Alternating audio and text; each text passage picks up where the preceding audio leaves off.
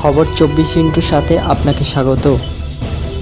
নতুন নতুন খবর জানার জন্য আমাদের চ্যানেলে চোখ রাখুন।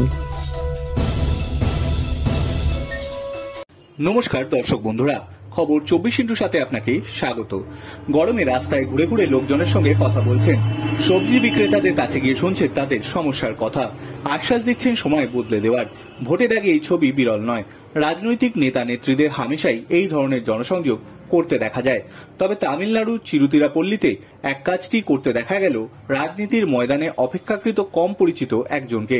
তিনি 62 বছরের পৌর এস দামোদরন।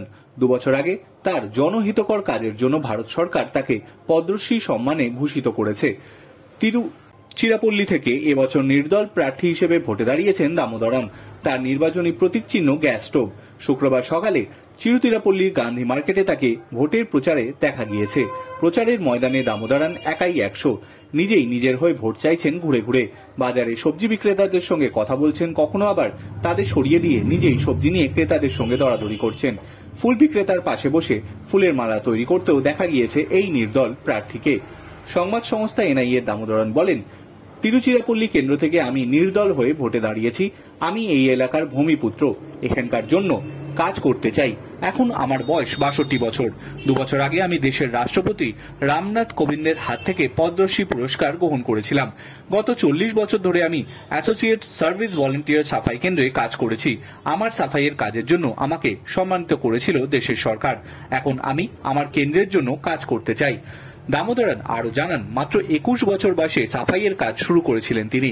সেই সময় দেশের প্রধানমন্ত্রী ছিলেন রাজীব গান্ধী। নিজে দীর্ঘ কর্মজীবনে তিনি 9 বার প্রধানমন্ত্রী বদল হতে দেখেছেন। তিরুচিরাপল্লীতে মানুষের কাছে থেকে প্রবল সাড়া পাচ্ছেন বলে জানান পৌর। তার কথায় এই শহরের গ্রিন সিটি হিসেবে গড়ে তুলতে হবে। মানুষ আরো উন্নত রাস্তা এবং উড়ালপুল চাইছেন। তার জন্য আমাদের সকলকে একসঙ্গে কাজ করতে হবে। পদ্মশ্রী দেশের সর্বোচ্চ নাগরিক সম্মান।